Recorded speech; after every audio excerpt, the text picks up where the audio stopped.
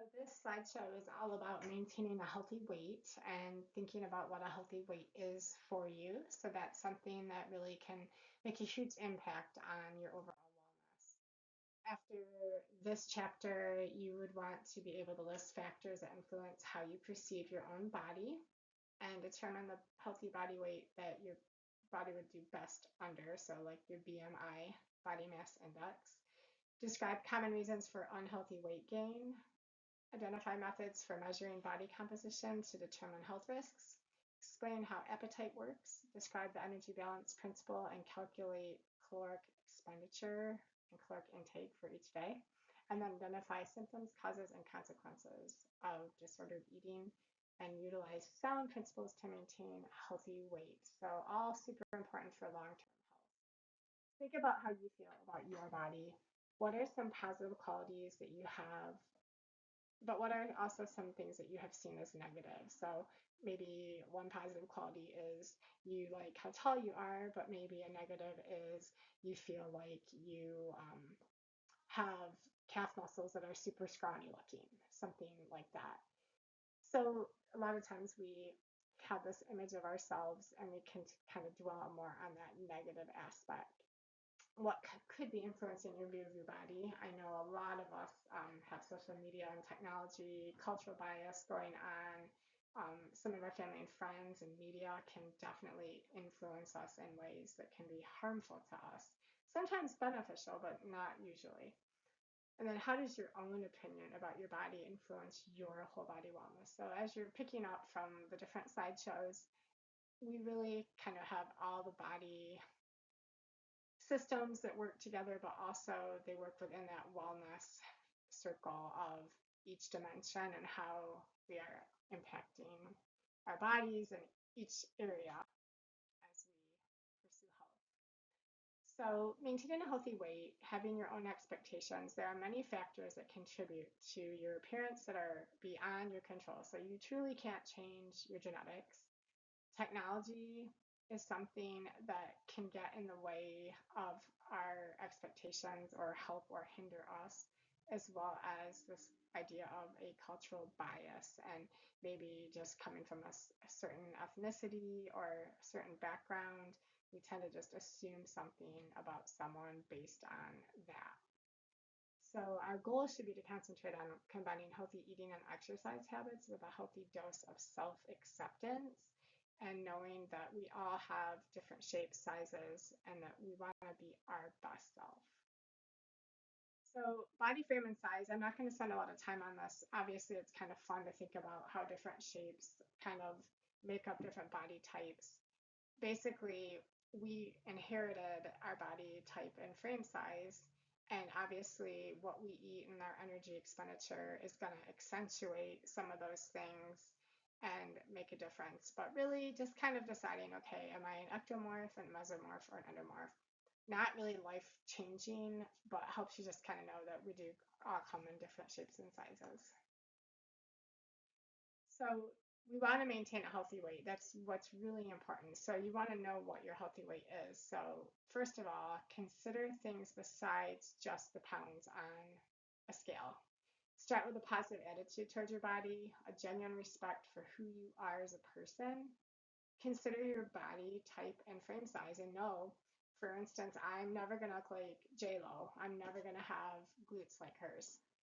So being able to be okay with the fact that your frame size might not allow certain things. Knowing that the size of your waist might be able to increase or decrease depending on your body type. Realizing that it's healthy to acknowledge a range of possibilities for your body weight and know that it might have a certain area that can fall too high or too low when it comes to your overall health and wellness. And really think about, okay, what weight just feels the best to me? Like, how do I feel good in my clothing? So you want to appreciate your body size and not be obsessive about weight. The key to having a healthy weight throughout our lives is to be at peace with our bodies. So it's far easier to keep from gaining weight than it is to lose it. More often than not, the weight lost during dieting is regained for many people, and the newly added weight may be composed of more fat than muscle, so it kind of can start backfiring more and more as people do these yo-yo diets. So you want to think about, does how you feel determine what you eat? Are you one of those people that kind of, you're bored, so you go eat extra food, or you're upset or worried, so you go eat extra food? Or do you tend to just not eat because you're worried or bored? So there's all kinds of reasons that contribute, but biggest causes of weight gain are lack of physical activity. We're not moving our bodies as much as we're eating calories. Um, Certain types of diet, sometimes we actually gain weight if we don't get the right types of nutrients. We might be emotional eaters who tend to eat because we're upset, or eat because we're happy, or eat any kind of emotion and just kind of stuff that into our body without thinking about it too much. And chronic stress can really add to poor eating habits. So it's super important that you know that you can recognize the stress you're having and then also manage that stress in a positive way. So it's estimated that obesity is a factor in 14% of all cancer deaths in men and 20% of cancer deaths in women. So it is something to think about how it does contribute to chronic disease and can cause other risks. These can be cancers, diabetes, heart problems, job loss or medical insurance, psychological stress, social discrimination. These are all things that we've heard of that can be affected by obesity. So we just want to think about our own body composition. Really, it's not super easy to do body fat without having calipers or a special scale or machine, but BMI is a little more practical way for people to see how much they weigh for how tall they are. So a BMI or body mass index is someone's weight and their height, and then they use a formula. So it's very simple to calculate, but I always just recommend going to a BMI calculator right on your phone. If you just Google BMI calculator, you click it, then you can just go right into a app that just immediately does it for you. And really, you just want to be in the range that is considered to be healthy. And anytime you start getting up into the mid 20s and higher, it starts to show that it's overweight and it can lead to harmful things for different types of diseases and such. So waist measurement is how large your waist is, and it's a pretty predictive measure of disease risk. If you tend to have a lot of inches on the waist, it does show your risk go up, and it's important to understand that. So I know that my little picture is kind of in the way of the women's side, but you can kind of see like below 32 is healthy. If 32.5 up to like 36.9 is going to be at risk, and then 37 and up is going to be definitely a high risk. So you want to try to measure this just to get an idea. So other ways people measure are skin fold. I kind of mentioned this already. It's not expensive, but most people don't have calipers like that. And most people don't like to have someone else do this measurement on them. It's kind of embarrassing to have someone pulling and tugging on your skin. Underweight weighing is not very practical. It's accurate, and we even have one in our lab here at Western, but it is not very practical for someone to get into a bathing suit and get into a tank of water and exhale their air out and then find out what their body weight is or their body fat. The other one is laboratory types, where we have bioelectrical impedance analysis, where they put little um, hook up little electrodes to you. There's another thing called a bod pod. Again, these things like the DEXA machine, the Tobec machine, all these things are not super easy to do. So really, BMI is kind of what people mostly stick to. Keep in mind though, BMI is not very accurate for a weightlifter or a power lifter because they're going to have a higher muscle mass and it's going to still show up as a high BMI on the scale, but their body fat percentage would be a better indicator for them. So a couple things about appetite. So there's a chemical called ghrelin that is what makes us start to feel hungry and we start to have our stomach growl.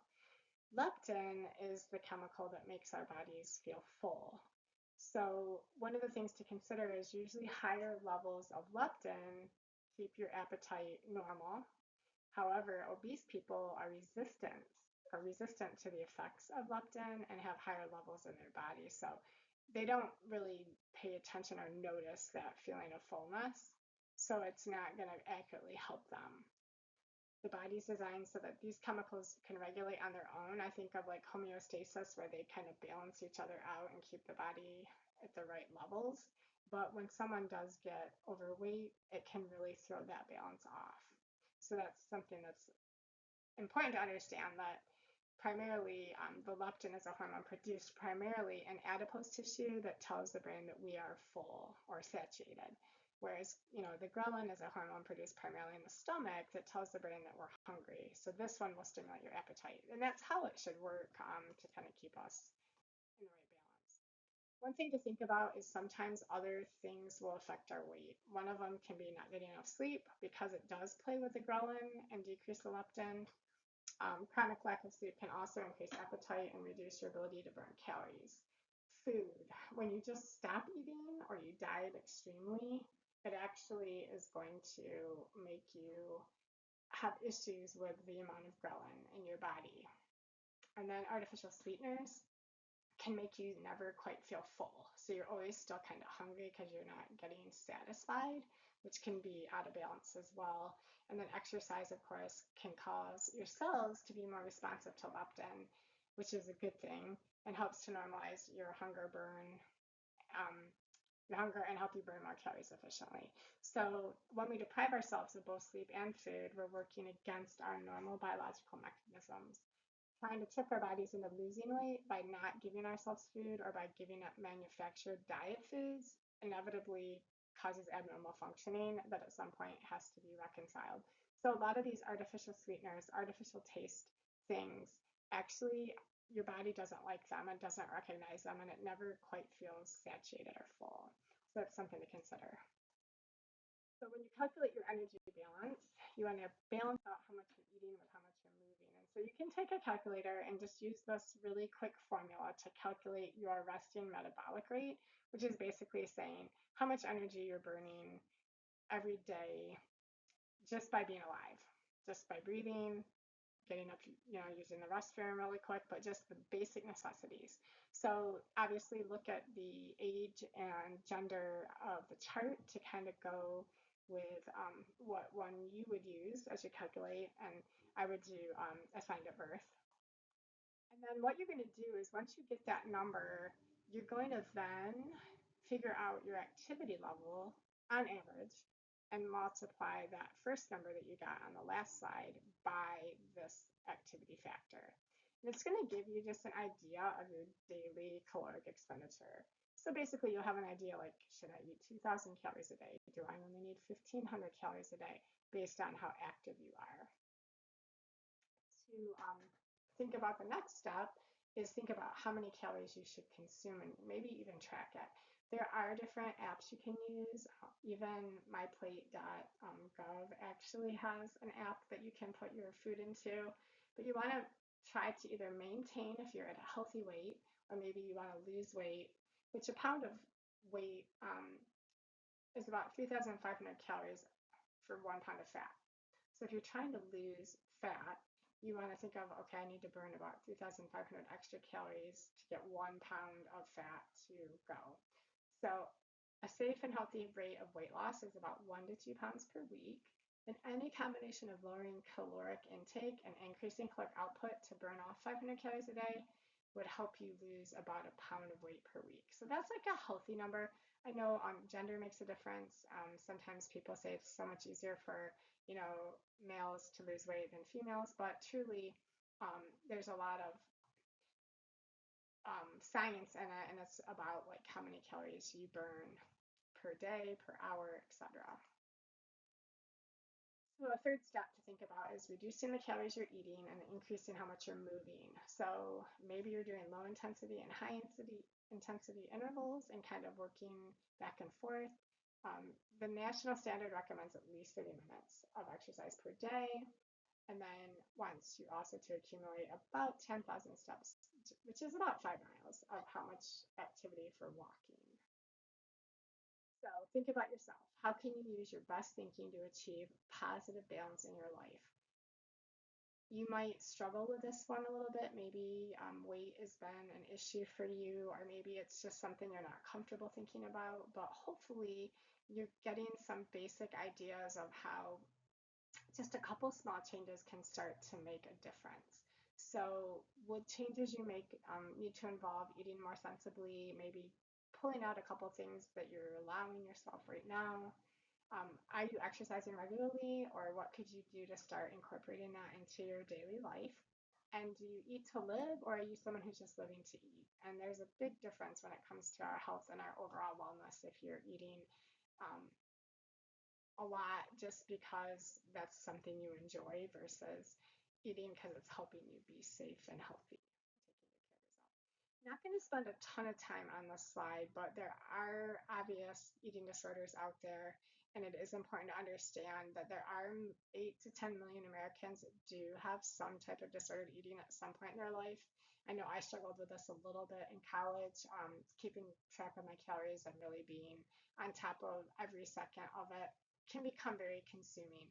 So my best advice would be if you are someone you know is struggling with any kind of disorder that comes to food, especially like athletes, dancers, models, and they really focus on their appearance, that there is help out there and that they definitely shouldn't just try to fix it on their own. It takes some, professional help, and it's something that someone shouldn't be embarrassed about. It's something that definitely can happen. And so I really want to encourage you, if you or someone you know is struggling with any type of these disorders, that you would encourage them to get help. So the main goal for us as humans is to maintain that healthy weight. We want to take time to respect who we are, find joy in the harmony of who we are as a person, and think about what things can you do to improve that. Maybe you need to take some time each day to do something you enjoy, not be so serious every second, but it just depends on your personality. If you spent any time contesting against your own body, analyze why and bring that disharmony within yourself to an end, because working with what you have instead of against it is so important. And this can make your life so much fuller. So, when you do know you have some weaknesses, find a physical activity that you enjoy. Find ways to make eating healthier easier, and get adequate sleep. And then try to find a good support system. It's so important to have friends that will help you as well. So think about yourself. What are ways you can improve your perception of yourself and live a healthy life? Maybe you haven't been taking any time out for yourself, and while you're getting your degree, you've been really just trying to like plow through. But keep in mind, your quality of life is really important, and respecting your body is so important in this journey that you're making right now. So for our last slide of moving forward, you want to recognize it's a healthy range of weight that's out there for your body, and you want to try to find that best range for yourself. Be able to know your BMI, identifying the factors that might lead to weight gain and just being aware of them. Increase your interest in physical activity. Increase your understanding of what nutrition is best for your body. Establish healthy environments for maximizing and having more pleasure in your food and joy of eating, and then doing what you can to help others around you maintain a healthy weight, even if it's as simple as like you work at a specific business and you have like a food Friday. Trying to actually have some healthy items that you bring in and not just buying donuts or something that you know is really going to just kind of stop someone from being successful, but finding some healthy recipes that can be enjoyed, and that might be part of the fun, is just looking for that adventure.